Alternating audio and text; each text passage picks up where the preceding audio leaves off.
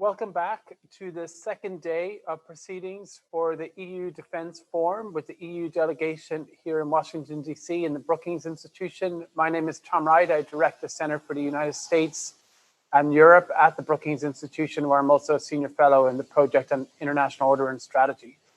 We had a really wonderful series of discussions yesterday, touching on a wide variety of issues, including COVID-19 and the future of transatlantic defense, defense capabilities and spending, Africa, non-proliferation and deterrence. And today we move into day two.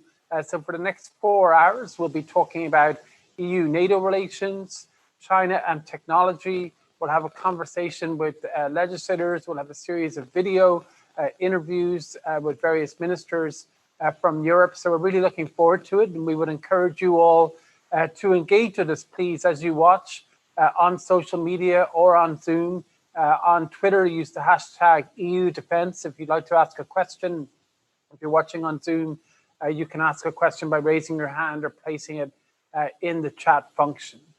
So to introduce the first panel and maybe just offer some reflections on yesterday as well and later today, I'd like to turn it over to Dervla. Thanks, Tom.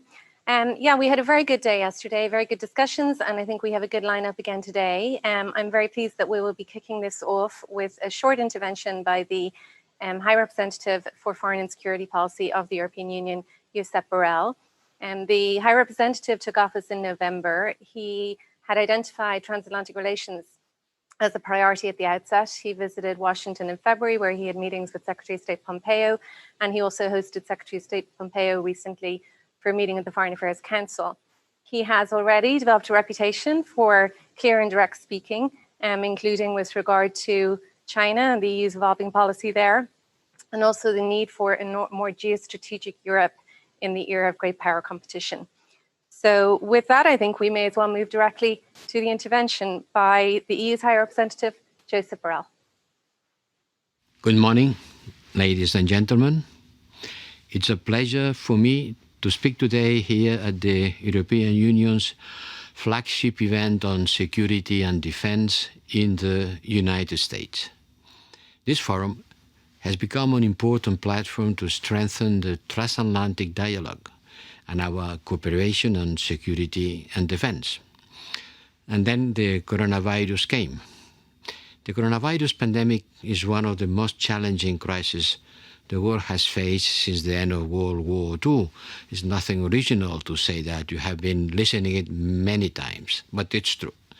It's a health crisis, but also one with devastating economic effects and serious security consequences.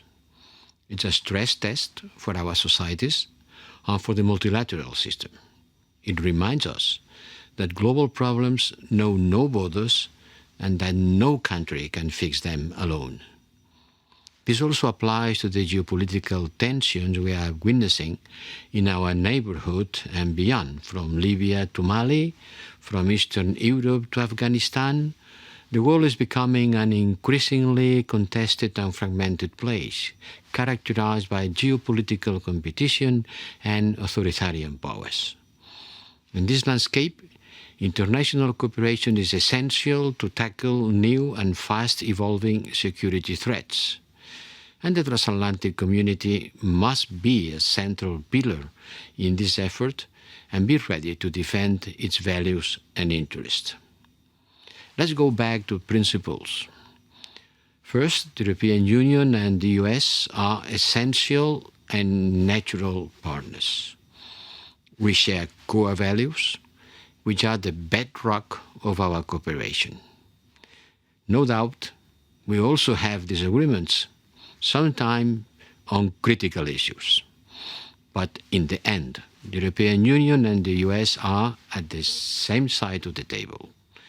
We share vital security interests and responsibilities to guarantee the freedom and security of our citizens. From Warsaw to Vancouver, from Washington to Brussels, our citizens expect a coordinated response to the emerging global challenges. We need to live up to this responsibility, and we have the right framework to do so. The European Union in one hand and the NATO on the other. We have each other's back in the field, from Afghanistan to Somalia, where the EU provides medical support to AFRICOM, for example.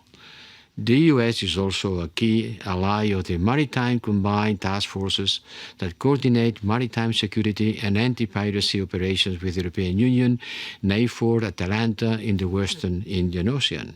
Another example. The deployment of the first ever EU military advisors to the European Union delegations in Washington and Ottawa early this year sends also a clear signal that the European Union is committed to enhance security and defense cooperation with our transatlantic partners. For Europe, NATO is and will remain the cornerstone of our collective defense. There is no alternative to that. Since the outbreak of the pandemic, I have been in regular contact with Secretary General Stoltenberg. Our cooperation is extraordinarily good, and our teams have been working together in a wide array of issues. This includes countering hybrid threats, strengthening situational awareness, strategic communication, and a particular focus on addressing hostile information activities, and shared trends analysis of this information, including on the use of social media targeting EU and NATO. There are a lot of examples about it. We face an infodemic, and we need to turn the battle of narrative into a battle for facts, for truth. European Union-NATO cooperation is a pillar in our response to this information. And we are also cooperating on cyber defense, integrating cyber aspects into crisis management and response, and enhancing network security and resilience. And last but not least, not to be too long, we are working together on military mobility, sharing information in the key areas of military requirements, transport infrastructure, the transport of dangerous goods, customs and cross-border movement permissions. As you can see, the European Union and the United States share many strategic interests, and we work closely together. Yet, our cooperation needs to adapt to be fit to the challenges of this century. As Europeans, we are aware that our partners around the world expect us to play a bigger role as a provider of global security, and we are ready to do so. The era of a somewhat naive Europe has come to an end. I hope so. We know that in today's world, soft power alone is not enough. It is even difficult to know when a power is soft or hard, because the difference between the two of them are vanishing. In any case, we need to complement our soft power with a hard power dimension. This is a key contribution to a more geopolitical union, one that should do more for its own security and defense. And to this end, a number of work strands are underway. Allow me to explain some of them. First, the establishment of the permanent structural cooperation. With that, we are strengthening European defense cooperation in order to spend maybe not more, but for sure better. Our focus is enhancing European Union defense initiative and fostering coherence to reduce fragmentation in Europe's defense sector. We have a lot of fragmentation because we have 27 different states. EU defense initiatives are also designed to ensure coherence, complementarity, and interoperability with NATO. By making the European Union a stronger global partner, we will strengthen the European pillar of NATO and contribute to collective burden sharing, a word that it comes very often from the other side of the Atlantic.